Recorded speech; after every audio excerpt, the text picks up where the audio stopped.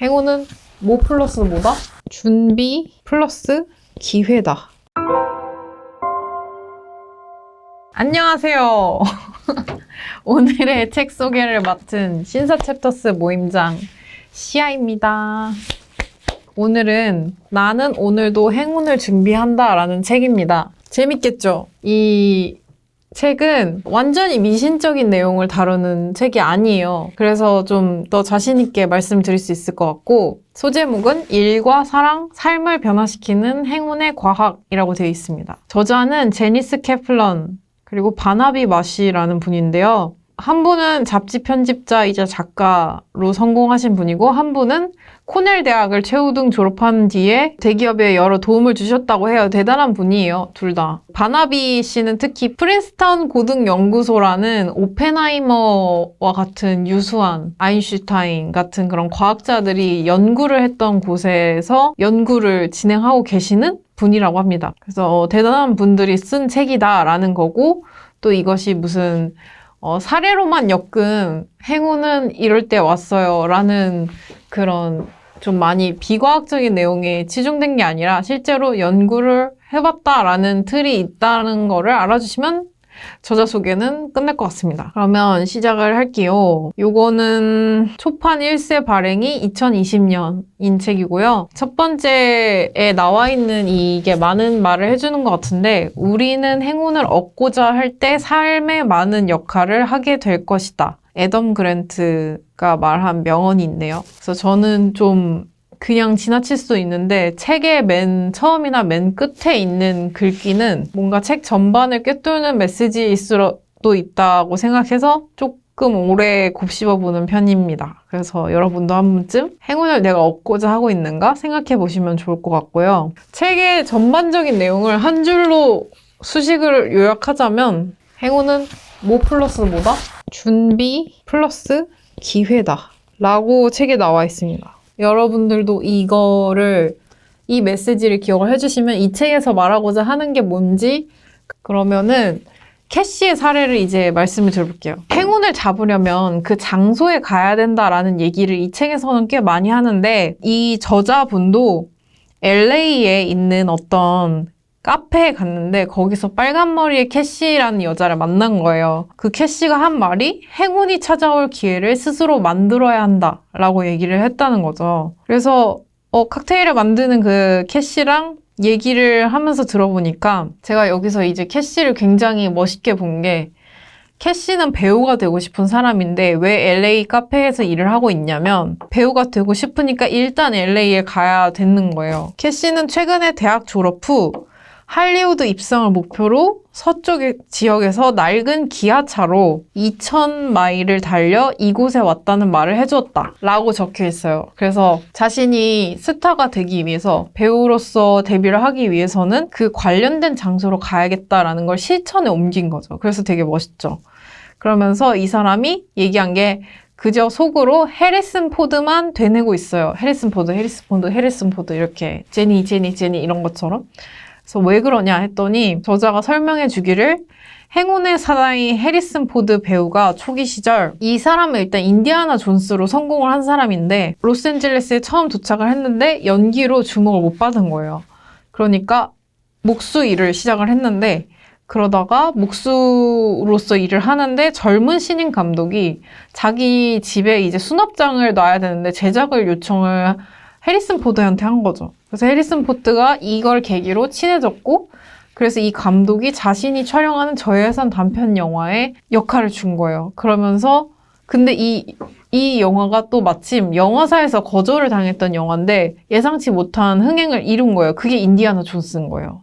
그러니까 이 사람이 목수를 안 한 것도 물론 기회가 없었겠지만, 애초에 LA에서 배우로 도전을 하고서도 실패하고 고향으로 돌아간다거나 했더라면 잡지 못했을 기회였겠죠? 그러면서 이 캐시라는 여자도 인디아나 존스라는 되게 멋진 초대박을 치고 좀 많이 언급을 되는 영화에 해리슨 포드가 이런 식으로 기회를 잡은 걸 아니까 이 여자도 그걸 믿고 기아차를 몰고 여기 와서 카페 일을 하고 있는 거예요. 그 다음에 포드가 인디아나 존스 이후에 또 어떤 걸 밟았냐면 스타워즈 스타워즈에 출연을 했는데 초기 얘기를 드린 이 젊은 신인 감독 있잖아요. 목수한테 우리 집 수납장 좀 만들어주세요 라고 했던 이 젊은 신인 감독이 조지 루카스였던 거죠. 그래서 캐시한테 이 사람이 묻는 거예요. 그러면 당신도 당신의 조지 루카스를 여기서 만날 거라고 생각하나요? 라고 했더니 그렇다 라고 하면서 이 서문이 시작이 됩니다. 그래서 저는 이게 되게 탤런트 안선영 씨의 얘기가 되게 유명해서 그게 기억이 나는 게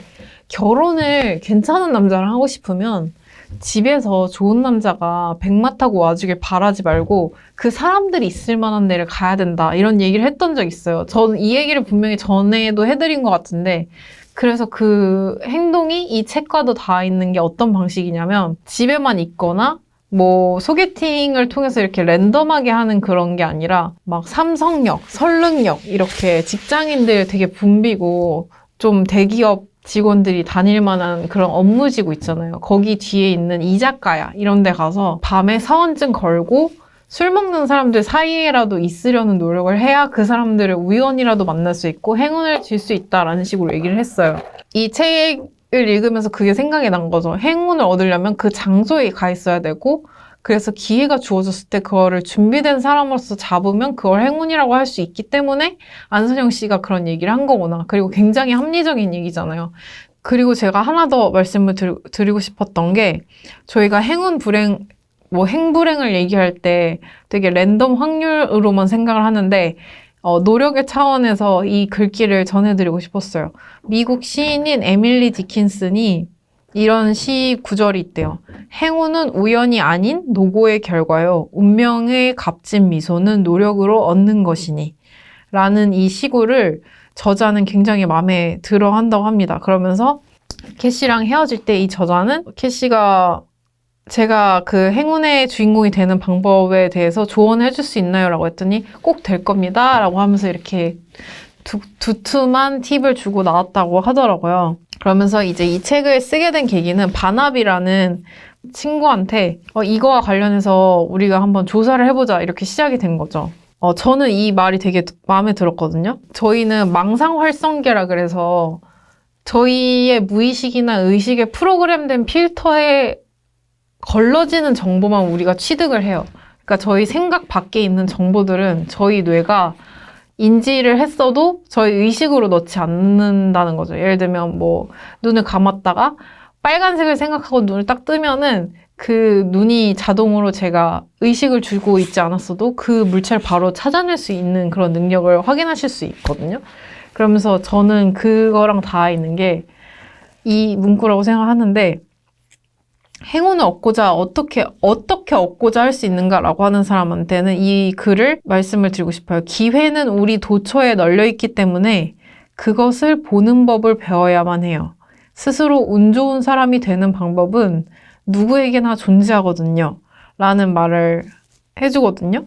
그러면서 바나비도 행운의 이론적 개념을 연구를 하고 있다고 하면서 이 얘기를 전해줬습니다. 그래서 이제 목차예요. 여기까지가 서문이고 그래서 목차를 보시면 1부부터 5부까지 있고 각 부에는 3장 정도씩 있습니다. 그러니까 총 15장의 내용이 있는데 여기서 제가 주로 전달드리고 싶은 것만 포스트잇에 적어왔어요. 그래서 1부부터 제가 꼭 전달드리고 싶은 것만 말씀을 드리면 1부에서는 1부 제목은 모든 행운의 시작점은 행동이다 라고 나와 있는데 이게 사실은 다른 그 미신적인 부분이지만 사주나 이런 거에서 나오는 것과도 겹치는 내용인 게 무조건 밖으로 나가라고 하거든요. 집 안에는 좋은 길을 이렇게 내가 받는 곳이 아니고 내 길을 쓰는 곳이고 바깥에 해서 나가고 그래야지만 길을 받는다라는 얘기가 있듯이 행운의 시작점은 행동이다 라고를 해요.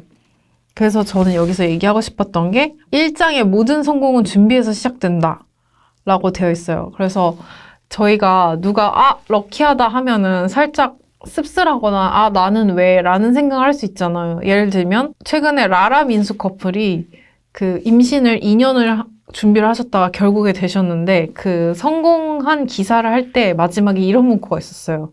저희는 뭐 열심히 어쩌죠 하고 또 저희 소식 을 통해서 낙담하실 분들에게 죄송하다는 말씀을 드리고 싶다 이렇게 말씀을 하는 거예요. 근데 이 말씀을 드리는 것 자체가 기준이 누가 행운을 가지면 누구의 행운은 사라진다라는 제로섬적인 생각을 할 수 있는데 여기서는 행운은 제로섬이 아니다. 사람들이 행운을 어디서 어떻게 찾아야 하는지 안다면 모두를 위한 충분한 행운이 있다 라고 하면서 당신이 사람들과 소통하고 준비하면서 기회를 찾는 중에 우연처럼 보이는 예기치 못한 일과 마주쳤을 때 그러면 그 상황 자체가 스스로 행운을 만들고 있는 것이다 라는 말을 하는 거죠. 수동적으로 누가 나한테 주는 게 아니라 내가 운이 좋은 사람이 될 수 있는 그런 확률과 베팅을 충분히 만들어서 얻을 수 있다. 행운을 얻을 수 있다 라는 거를 말씀을 드리고 싶습니다. 2부 제목인 확고한 삶의 목표가 행운의 방향키가 된다라는 거에서도 얘기를 드리고 싶었는데 이 제목만 들어도 아실 것 같죠? 그러면은 첫 번째로 행운이 제로섬이 아니니까 나도 내 행운을 내가 인식하지 못하거나 기회지만 준비가 되지 않았을 때 못 잡는 그런 사람인 게 아니라 행운을 잡고자 하는 자세를 가져라. 그리고 준비되어 있어라 라는 거 알겠어. 그러면 확고한 삶의 목표가 행운의 방향키가 된다? 그럼 목표를 세우라고 라고 이해하실 수 있는데 확실히 알 수 있는 예시가 4장입니다. 테레사 수녀는 왜 1등석을 탔을까? 왜 탔을까요? 저도 몰랐던 사실인데 테레사 수녀의 목표는 뭐예요? 가난하고 힘든 사람 혹은 뭐 슬픈 사람들한테 도움을 더 주는 거잖아요. 그래서 1등석에 계시고 1등석에 계신 사람들과 테레사 수녀로서 대명사로서 얘기를 할 수 있잖아요. 얘기를 하면서 1등석에 계신 분들이 당연히 경제적으로 좀 더 재력도 있으시고 그리고 기부에 관심도 많으시고 사회적인 그 선순환에도 관심이 많으시니까 그분들과 얘기를 하면서 더 성공적으로 더 많은 모금을 할 수 있었다는 거예요. 결과적으로 자신의 목표인 더 힘든 사람들, 더 많은 사람을 도울 수 있는 기금을 성공적으로 모을 수 있었잖아요. 그래서 이 예시를 말씀을 드리면서 내가 얻고자 하는 목표나 그런 게 있으면 그거에 필요한 효율적인 장소에 가거나 도구를 활용할 수 있는 해안을 가지고 움직이면은 확실히 그 목표를 이룰 수 있다라는 거를 2부에서는 말씀을 드리고 싶었습니다. 그러면서 5장에 모든 파티에 참석해야 행운이 따라온다라는 말도 있는데 저는 이 책에서 꼭 말하는 3가지 중에 이 3번째로 이거를 말씀만 드려도 저는 나머지를 만약에 여기까지만 듣고 나가셔도 후회가 없습니다. 뭐냐면 파티에 참석한다라는 게 저희가 지내는 생활 반경이나 인간관계가 발이 넓은 사람이 아니면 한정이 돼 있잖아요. 그러면은 예를 들어서 제가 직장인인데 직장인들과만 항상 얘기를 하고 직장인들에게 공감을 얻는 이야기 주제만 얘기를 하면 저는 창업이나 사업가의 입장에서 생각할 수 있는 시선을 생각할 틈이 없고 그냥 이 안에서 익숙하니까 편하니까 이 얘기와 생각만 하잖아요. 그러면은 사실 그 밖에 가능성이 왔을 때도 그게 기회가 될 수 있지만 그냥 관심이 없거나 쳐내겠죠. 아니 나의 일이 아니야 라고 할 수 있는데 이 파티에 참석해야 한다는 거는 저의 인간관계 불과 다른 사람, 전혀 다른 분야의 사람을 모임에서 만나서 이렇게 겹쳐졌을 때 이 교집합이 만들어낼 수 있는 시너지가 엄청나다는 거예요. 그래서 이게 저는 3번째로 강조하고 싶은 가장 중요한 내용인데 자신의 인맥풀 안에서 기회를 찾지 마시고요.